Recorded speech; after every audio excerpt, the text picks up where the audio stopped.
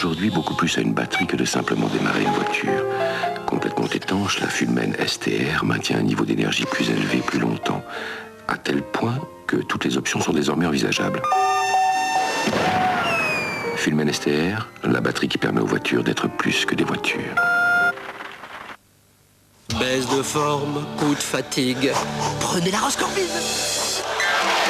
La Roscorbine, je vous la forme. La Roscorbine est un médicament. Pour garder des cheveux forts et longtemps, ce n'est pas seulement de vos cheveux dont il faut s'occuper. Pétrolane sait que la source de force des cheveux, c'est le cuir chevelu. Né du savoir-faire Pétrolane, sa nouvelle formule NutriActive stimule le cuir chevelu en massage. Et aujourd'hui, en plus, le nourrit. Nouvelle lotion Pétrolane. Le savoir-faire Pétrolane pour garder des cheveux plus forts, plus longtemps. L'efficacité de Pétrolane est testée cliniquement. Aujourd'hui avance un réseau très puissant, conçu pour profiter au maximum des plus petits des téléphones portatifs, les portatifs 2 watts. Ce réseau, c'est SFR, le réseau des portatifs 2 watts en France. SFR, le monde sans fil est à vous. Les radios locales de Radio France présentent Ushuaïa, le disque. Les plus belles musiques d'Ushuaïa réunies sur un même album. Ushuaïa, le disque de l'extrême. Également disponible, le sweatshirt Ushuaïa. Pour vous qui donnez chaque jour le meilleur de vous-même, voici le meilleur de Gillette, Gillette Sensor XL. Ces deux lames montées sur ressort qui s'adaptent à votre visage et ces lamelles souples protectrices vous procurent le rasage le plus précis, le plus confortable qui soit. Gillette, la perfection au masculin. With you, I'll be on my way. Forever, forever, you'll be in my heart. Il ne tient qu'à vous qu'elle se souvienne. Paco Rabanne, pour homme. Combien de fois une personne rit-elle par jour?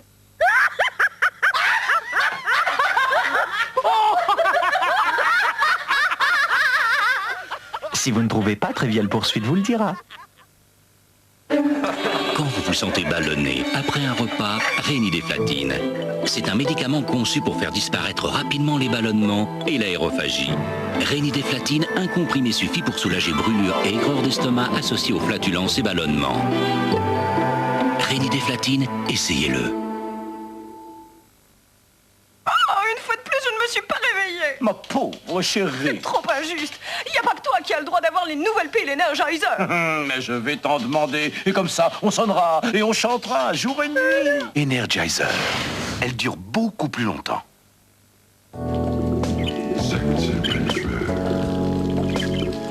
Attention, pour 2 films 600 Polaroid achetés, maintenant un 3e gratuit.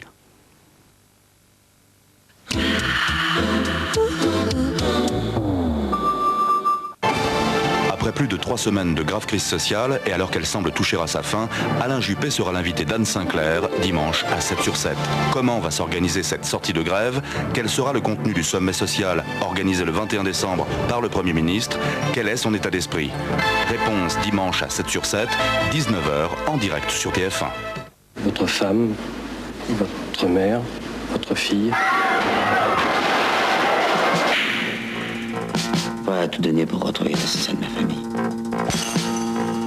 Je sais pas grand-chose, mais si je le dis, ils tueront. Dans ce merdier, il y a nous et les autres. C'est bien. Moi, j'ai peur. Légitime violence. Avec Claude Brasseur, Véronique Jeunesse, Thierry Lhermitte et Christophe Lambert. Lundi 20h50 sur TF1.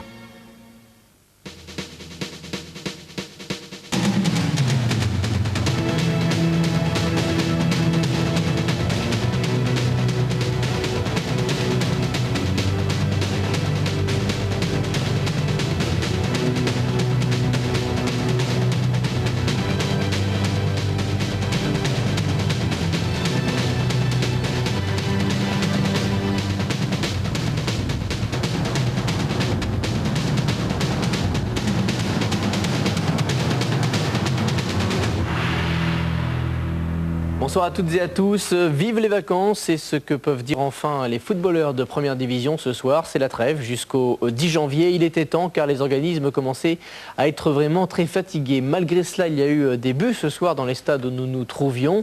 Il y avait également de belles affiches. Bordeaux-Nantes, Lens-Auxerre, Saint-Étienne-Paris Saint-Germain. Nous les verrons dans ce format foot. Et puis nous vous donnerons également tous les résultats du 8e tour de la Coupe de France. C'était ce soir et puis ça continuera demain.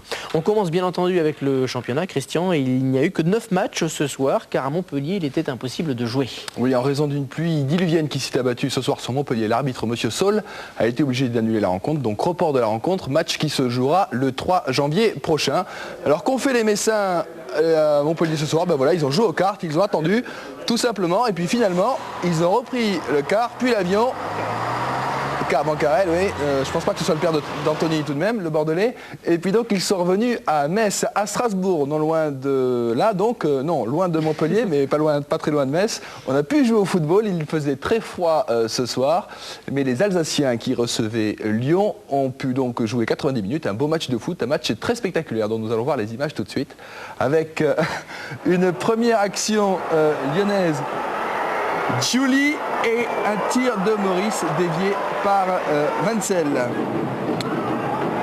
Lyon à l'attaque une nouvelle fois avec Roy et deux places. Cela passe encore à côté des buts strasbourgeois. Raschke, Mostovoy. Mostovoy, c'est une réaction strasbourgeoise. Frankowski, on joue depuis 18 minutes sans grand danger pour Breton, qui ce soir remplaçait Pascal Olmeta dans les buts lyonnais. Un beau mouvement collectif lyonnais avec à l'arrivée Stéphane Roche, on joue depuis 20 minutes et là Lyon donc qui ouvre le score. On a l'impression que les joueurs marchent sur des œufs, le terrain est complètement gelé et la défense de Strasbourg n'a rien pu faire sur cette action donc de Stéphane Roche. Une réaction avec Gérald Devaticle pour Alexander Mostovoy dans la surface de réparation, un tir de Mostovoy, égalisation strasbourgeoise donc grâce au meneur de jeu de cette équipe. On joue alors depuis 27 minutes, un ballon bien travaillé sur lequel Breton s'incline. Lyon qui essaye de repartir l'attaque avec Giuli et Roche au-dessus des buts de Wenzel. Là on joue depuis une demi-heure de jeu. Régis maintenant pour Mostovoy, tête de Mostovoy et 2-1 pour Strasbourg. Non, car M. Vessière refuse ce but pour une position de hors-jeu. Il y a donc toujours un partout. On s'approche de la mi-temps avec Roy là, qui donne un bon ballon à Sadourian. Wenzel qui dégage. Un partout, c'est le score à la mi-temps. En seconde période, un ballon pour Baticle dégagé par la défense lyonnaise. Il a une faute sur Raschke après une heure de jeu. Coup franc donc qui va être joué par Raschke. Tête de Baticle, superbe parade de Breton. Et c'est Goël qui a suivi, qui permet donc aux Alsaciens de mener 2-1. On va revoir ce coup franc donc avec au départ Raschke, la tête de Baticle, la super parade de Breton. Malheureusement, Goël a suivi. Et donc Strasbourg mène 2-1. On retrouve les Strasbourgeois à l'attaque avec un bon ballon dans la surface pour Goël et la sortie de Breton, impeccable, très propre. Un coup franc peut-être de Florian Maurice. Wenzel s'interpose, c'est une balle de 2 partout pour nos amis lyonnais. On voit donc ce tir cadré et l'arrêt de Wenzel. Il reste maintenant 5 minutes à jouer, un ballon perdu en milieu de terrain. Attention, Bardon a vu dans son dos Florian Maurice, il vient de rentrer Bardon. C'est un choix de Guy Stéphane en fin de match et but de Florian Maurice. 2 partout donc ce sera le score final. On va revoir le contrôle et la frappe de Maurice. On va écouter Franck Leboeuf. Et on devait prendre les 3 points. On a essayé de contrôler un ballon au milieu de terrain et à la sortie on perd le ballon alors que si on avait dégagé en touche ce soir on prenait les 3 points. Je crois que le football est fait de petits détails. Et il nous manque un petit peu d'expérience et quand on aura cette expérience, on prendra les 3 points comme ce soir et là on prend un match nul et puis on est très très déçus. Ouais, ça va revenir avec les vacances, ils vont pouvoir se consoler. Cannes-Martigues, ce n'est pas a priori une rencontre à faire se lever les foules, mais c'est un match très important car les deux clubs sont à la lutte pour le maintien et donc par conséquent les confrontations directes sont fondamentales. Mercredi en Coupe de la Ligue, Cannes est allé s'imposer à Martigues. C'est peut-être une manière de prendre un ascendant psychologique, hein, Christian. Ouais, les Cannois vont mieux, nettement mieux en championnat puisqu'ils restent sur 4 matchs consécutifs sans la moindre défaite. En fait, depuis que Guy Lacombe a repris cette équipe, Cannes grappille des petits points à droite et à gauche. Et Cannes pourrait bien sauver sa tête en fin de saison. On va donc au stade de la Boca avec un match qui démarre en faveur des Martégots. Une faute avec un coup franc pour Zamfir et une tête de Mazzocini qui permet donc à Martigues d'ouvrir le score à Cannes. 1-0 donc grâce à ce but de Mazzocini. On voit ce coup franc au ralenti. Au second poteau, une bonne tête. Et donc Martigues qui ouvre le score. Réaction cannoise bien sûr sur coup de pied arrêté. Avec cette tête de Kosnikou qui passe juste à côté des buts d'Éric Durand. On retrouve les Cannois avec ce centre de Kosnikou. À l'arrivée, il y a Charvet. Égalisation donc de Charvet qui marque là le 500e but marqué cette année en première division. Une belle tête sur laquelle Éric Durand ne peut strictement rien faire. Charvet, on va le retrouver en seconde période avec ce centre repris par Capou, peut-être non, un contrôle et une frappe enchaînée superbe. Score final 2-1 pour Cannes grâce à ce but de Capou. On va écouter Guy Lacombe, donc l'entraîneur cannois.